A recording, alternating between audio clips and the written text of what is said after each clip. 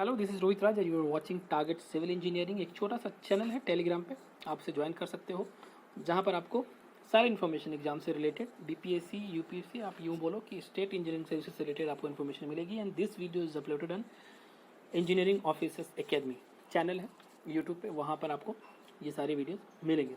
On the demand of a few students they have message me कि box compound के पे related कोई आपको वीडियो शेयर करना है तो प्लीज़ आप शेयर करें। देखो, इसमें तो कोई प्रॉब्लम होना ही नहीं चाहिए, है ना। तो मैं अगर सीमेंट की बात कर रहा हूँ और सीमेंट में ये सारी जो बॉक्स कंपाउंड है, ये सारे बॉक्स कंपाउंड आपको मिल जाएंगे। तो बॉक्स कंपाउंड में सबसे इंपॉर्टेंट पार्ट ये होती है कि अभी ये बना कैसे, है ना। क्लिंकर, बॉक्स कंपाउंड को ही हम लोग क्लिंकर भी बोलते हैं और एक्टिव कंपोनेंट ऑफ सीमेंट भी बोलते हैं।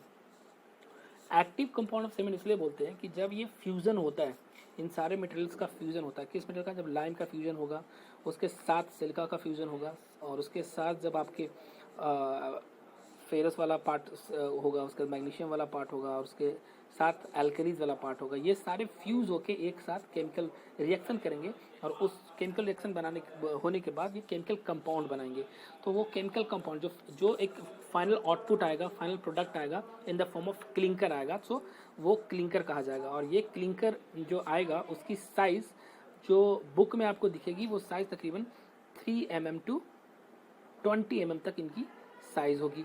इस क्लिंकर को हम क्या करते हैं, जब ये हाई टेम्परेचर पे बर्न होने के बाद बनता है, तो हम इसे सिलोज में, है ना, इसे सिलोज में हम एक वर्टिकल कंटेनर टाइप होता है जिसमें हम इसे रखते हैं। और यहाँ के बाद ये ग्राइंडिंग के लिए जाता है, जहाँ से हम इसे ग्राइंड करते हैं या फिर ग्राउंडेड करते हैं।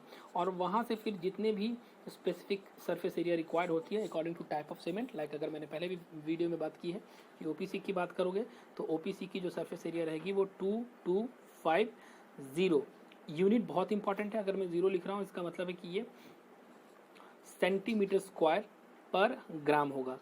तो ये यूनिट भी याद रखो। तो इसके हिसाब से और भी है, जैसे रैपिड हार्डनिंग सीमेंट की भी ऑलमोस्ट यही होती है, और HSC की यही होती है। रैपिड हार्डनिंग की अबाउट 3000 के आसपास होगी।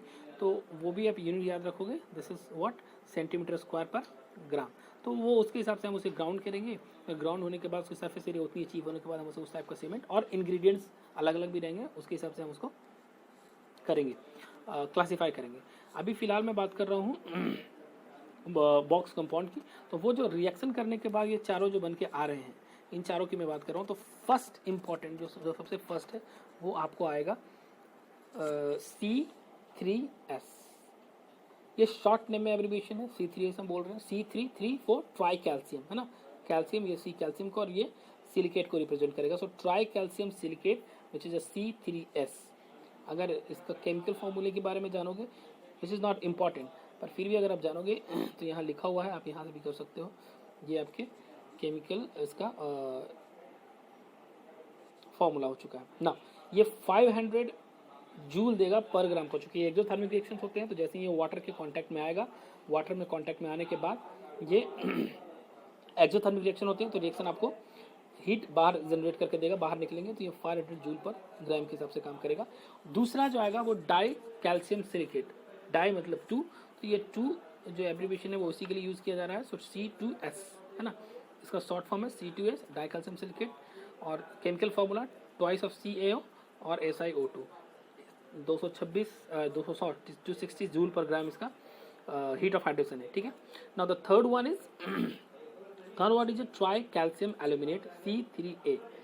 C3A के बारे में अगर आप बात करोगे तो C3A ये एल्यूमिनेट का पार्ट है। सो ये इसका केमिकल फार्मूला स्क्रीन पे है, आप इसे देखो, और इसका heat of hydration. And the last जो फोर्थ कंपाउंड है, उस फोर्थ कंपाउंड को टेट्रा कैल्शियम एल्यूमिनो फेराइट, ये फोर्थ कंपाउंड है। और C4AF, है ना, मैंने बोला टेट्रा ये 4, और कैल्शियम C इसको लेकर, उसके लिए एल्यूमिनियम के लिए A, और फेराइट के लिए। सो ये शॉर्ट फॉर्म है, ये आप याद रखोगे तो ज़्यादा इंपॉर्टेंट है। आप C4AF ही याद रखो, ज़्यादा पड़ेगा, आपको समझ में भी आएगा। ना next one.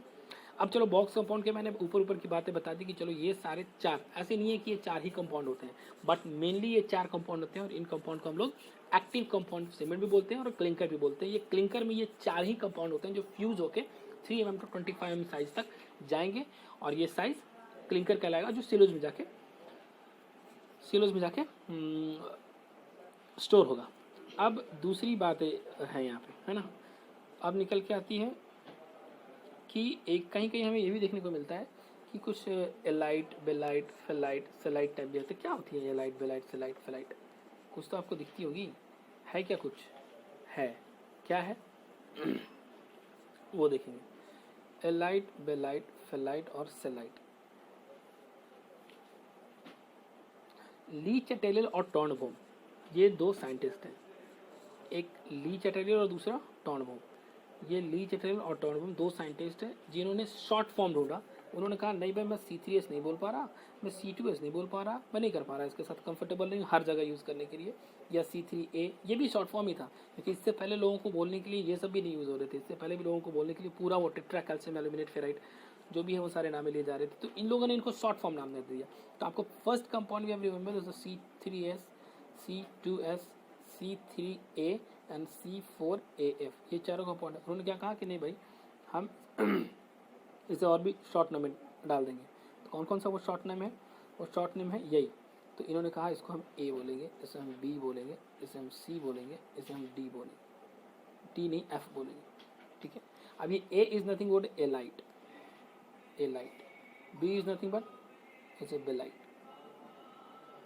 C is nothing but celite और F इज नथिंग बट फेलाइट।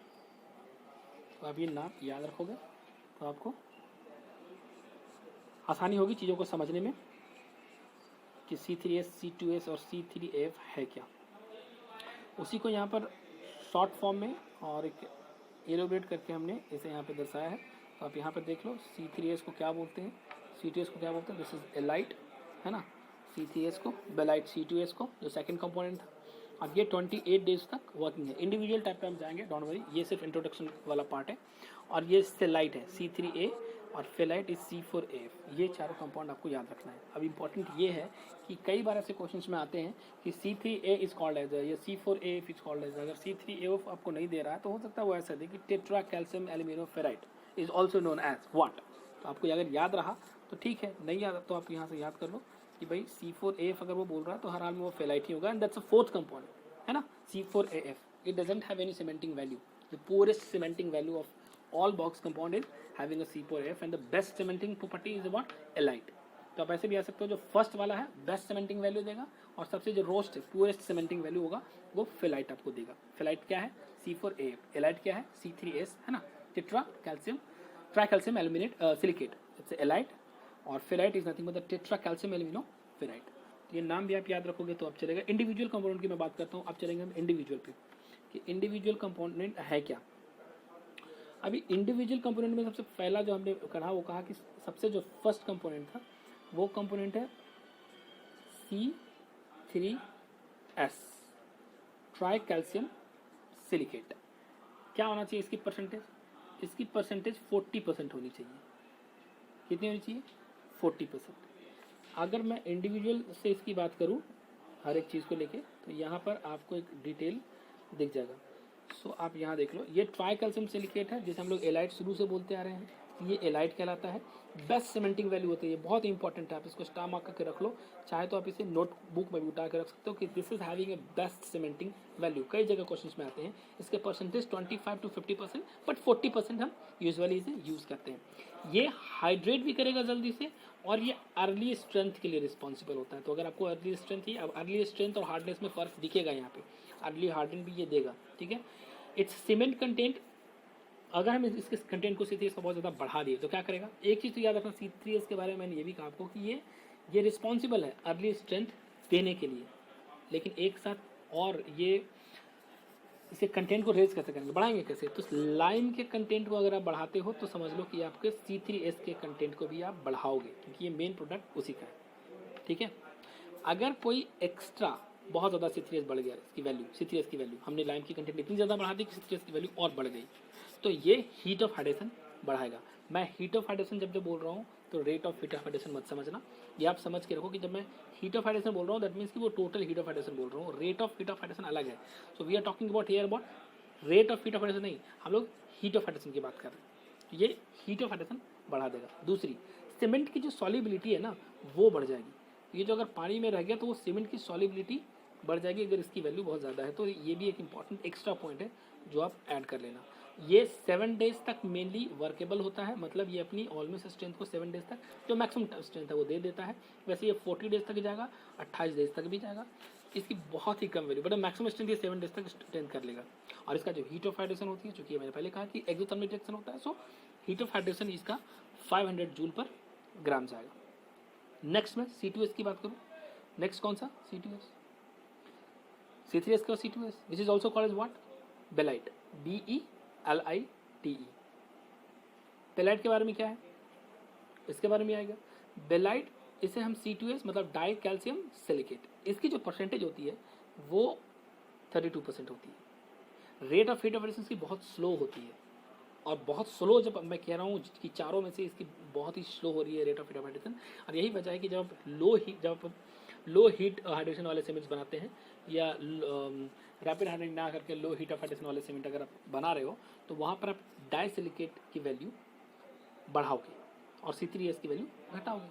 लेकिन एक चीज़ और याद रखना, लो का मतलब ये नहीं है कि जब टोटल हीट ऑफ हाइड्रेशन आप काउंट करोगे तो C2S की हीट ऑफ हाइड्रेशन कम जाएगी, ऐसा नहीं है। ये ऑलमोस्ट इक्वल कर लेगा C3S की। तो ये एक जो मिसकन्फ्यूजन होता है कि नहीं C3S की चूंकि rate of heat of hydration कम है तो वो भी टोटल कम होगा, टोटल वो वहाँ तक जाएगा।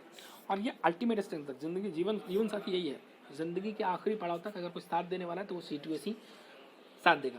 तो इसकी जो हार्डनिंग होती है वो कंट्रीब्यूट करेगा लास्ट अल्टीमेट स्ट्रेंथ तक। और एक जो इंपॉर्टेंट पॉइंट वो है, प्लस पॉइंट ये है कि C2S की वैल्यू जैसे जैसे बढ़ाओगे ये केमिकल अटैक को रेजिस्ट करेगा, लेकिन साथ ही साथ स्ट्रेंथ को रिड्यूस करेगा। तो ये भी आप ध्यान में रखोगे। Extra amount of C2S reduce early strength, तो जो अर्ली स्ट्रेंथ है वो आपको रिड्यूस करेगा। Resistance to freezing and thawing, ये भी जो होता है जब ये एक्सपैंड होता है उस वक्त, और जब ये फ्रीज हो जाता है उस वक्त भी, उसकी भी वैल्यू ये कम करेगा। तो ये पॉइंट थी जो आप रिमेंबर करोगे इसके regarding. Now the next one, third one is what, try calcium aluminate C3A which is also called as celite. अब इसके बारे में एक सबसे जो इम्पोर्टेंट पॉइंट है और जो सबसे इम्पोर्टेंट लाइन है वो आप याद रखोगे तो बहुत जगह आपको काम देगा। वो लाइन ये है कि ये स्टिफन हो जाता है, थोड़ी हार्डनेस देती है, बट विदाउट स्ट्रेंथ डेवलपमेंट। ये जब रिएक्ट करता है वाटर के साथ, और ये सीमेंट के में जब होगा और ये वाटर के साथ रिएक्ट करेगा, कांटेक्ट में आएगा, हाइड्रेशन होगी, और हाइड्रेशन के बाद जब ये रिएक्ट करेगा ये स्टिफन हो जाएगा। थोड़ी हार्डनेस तो आएगी लेकिन विदाउट स्ट्रेंथ। सो ये कभी कभी क्वेश्चन आ सकता है कि the compound in a box, ये box compound, the name of the compound in a box which is stiffened without development of strength। so उस केस में इसके आंसर्स क्या हो जाएंगे, ये कुछ और नहीं बल्कि C3A ही है। इसका जो अमूमन परसेंटेज होता है वो 10.5% होता है, 10.5%। वैसे 5 to 11% भी से यूज़ करते हैं। C3A एल्यूमिनियम वाला जितने भी कंपाउंड है, एल्यूमिनेट वाला जितने भी कुछ है, C3A की बात करो या C4AF की बात करो, ये सारे रैपिड हार्डनिंग में काम आते हैं, फ्लैट सेट में काम आते हैं, जल्दी से जल्दी सेट होने में विदाउट स्ट्रेंथ। फ्लैट सेट का मतलब ही वही है कि जल्दी से सेट तो होगा, स्ट्रेंथ आने की पॉसिबिलिटी बहुत कम होती है। इनिशियल सेट के लिए ये रिस्पॉन्सिबल होता है, और इसका जो हीट ऑफ हाइड्रेशन है वो बहुत ही हाई होगा। और इसकी वजह से चूंकि rate of heat of hydration इसकी बहुत ज़्यादा है, तो इसका मतलब इसमें वॉल्यूम में चेंज ज़्यादा होगा, और यही इसलिए इसमें एक्सपेंशन ज़्यादा होगा। And that's why this line is written here कि it's high tendency, it's higher tendency to volume change causing a crack, और इसीलिए ये रिस्पॉन्सिबल होता है क्रैकिंग के लिए। अब देख लो, मैंने कहा फ्लैट सेट की बात हो रही है, तो 3-4 चीज़ें हैं जो इफेक्ट करेंगी C3A के होने से।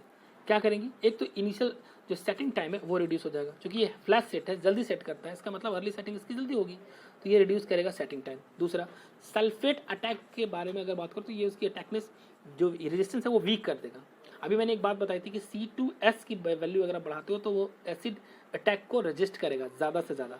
अगर इसकी वैल्यू आप बढ़ाओगे, C3A की वैल्यू बढ़ाओगे, तो ये सल्फेट अटैक को और वीक कर देगा, ये सल्फेट को रजिस्ट नहीं कर पाएगा उसके अटैक को। दूसरा, ये अल्टीमेट स्ट्रेंथ को भी रिड्यूस करेगा, क्योंकि हर एक का प्रोपोर्शन फिक्स है। अगर आप इसके प्रोपोर्शन को बढ़ा रहे हो, इसका मतलब किसी न किसी के प्रोपोर्शन को घटा रहे हो, होना तो टोटल 100% ही है। तो जब इसकी परसेंटेज आप घटाओगे तो ये अल्टीमेट स्ट्रेंथ को भी ये अगर इसे बढ़ाओगे तो ये अल्टीमेट स्ट्रेंथ को भी रिड्यूस करेगा, और इसके हीट ऑफ हाइड्रेशन जो है वो 865 जूल है अगर 1 ग्राम इसका बर्न होता है तो। नेक्स्ट चूँकि ये 4 ही एलिमेंट की हमने बात कर दी है, चौथी एलिमेंट की बात करने वाले हैं, 3 एलिमेंट की हमने बात करी। अब ये टेट्रा एल्यूमिनोफेराइट, ये तो मैं क्या ही बोलूँ, मैं इसके बारे में बस इतना ही बोलूँ, ये तो एक ऐसा अनवांटेड चीज़ है। इसमें सबसे पुअरेस्ट वैल्यू है, मैंने उस पर भी बोला था कि felite is having a poorest value, cementing value, and here is written as poorest cementing value is tetra calcium aluminoferrite is also called as felite. Percentage about 8 to 14%, 9% इसकी एवरेज होती है। Heat of hydrogen flash set के लिए भी responsible होता है, क्योंकि मैंने बोला एल्यूमिनियम वाले जितने भी पार्ट होते हैं एल्यूमिनेट वाले, वो सारे क्विक सेट के लिए, फ्लैश सेट के लिए रिस्पॉन्सिबल होता है। फ्लैश सेट जब आप बोलते हो तो स्ट्रेंथ की बात ना करो तो बेटर है। हीट ऑफ हाइड्रोजन की यहाँ पर बात करोगे तो 420 जूल पर ग्राम होगा, 1 ग्राम अगर वो बर्न होता है तो 420 जूल आएगा। अब एक और चीज़ होती है, क्या वो होती है जो सबसे इंपॉर्टेंट है, याद रखना उस चीज़ को। कभी कभी इंडक्शन आता है कि इंडक्शन क्या है या डॉर्मेंट पीरियड क्या है ना। तो जब आप 2-4 जब आप वाटर ऐड करते हो ना, तो उसके 2 to 5 आवर्स के बीच में जो पीरियड होता है, जो रिएक्ट करता है, उसी को हम लोग डॉर्मेंट पीरियड भी बोलते हैं। ठीक है, जैसे जैसे वो रिएक्ट करते जाएगा वैसे, इतना भी याद रखोगे तो ये याद रहेगा कि डॉर्मेंट पीरियड होता क्या है। लास्ट पेज की मैं बात करूँ, सबसे लास्ट पेज पे है, और ये एक छोटा सा इंफॉर्मेशन है कि कैसे कौन रिएक्ट करता है, देख लो। अब मैं क्लिंकर की बात करूँ कि ये जो आपके आसपास ये जितना ये बना हुआ ना, ये क्लिंकर है। अब इस क्लिंकर में चारों बॉक्स कंपाउंड के जो पार्ट हैं, C3A, C2A, C3A और C4A, और एलाइड, बेलाइड, फेलाइड, सेलाइड, ये सारी चीज़ें अवेलेबल है। CaSO4 भी अवेलेबल है। ये वाटर को देखते के साथ पिघल जाएगा। तो इसका मतलब क्या है कि ये सबसे पहले वाटर के साथ रिएक्ट करेगा। ये खुद तो सॉल्यूबल है, लेकिन इसके बाद जो ये जो इसके बाद प्रोडक्ट बनाएगा ना, रिएक्ट करने के बाद ये प्रोडक्ट बनाएगा, वो प्रोडक्ट बनाएगा कैल्शियम सल्फो एल्यूमिनेट, और ये इनसॉल्युबल होता है। और ये डिपॉजिट किस पे होता है? C3A के आसपास, क्योंकि C3 एल्यूमिनियम वाला पार्ट सबसे पहले जाके रिएक्ट करता है। सबसे जो फर्स्ट है वो रिएक्ट करने वाला C4AF होगा। मैंने बोला ये अवांछित के टॉप पे है, इसकी कितनी ज़्यादा वैल्यू है नहीं। तो C3A जब रिएक्ट कर रहा होता है बहुत आसानी से, बहुत तेज़ी से, तो उस टाइम क्या होता है कि जो CaSO4 रिएक्ट किया हुआ है, CaSO4 जो रिएक्ट किया हुआ है, और रिएक्ट करने के बाद जो इनसॉल्युबल प्रोडक्ट बना रहा है वो, ये इसके चारों ओर आके एक लेयर क्रिएट करेगा। और ये लेयर क्रिएट करने की वजह से क्या होगा, इसकी जो रिएक्टिविटी है वो कम हो जाएगी। और इसकी रिएक्टिविटी कम होगी तो फिर आएगा पिक्चर में C3S, वो आराम से रिएक्ट करना शुरू कर देगा। ठीक है, तो वो आपको रिएक्ट करना शुरू कर देगा। That's it, thank you.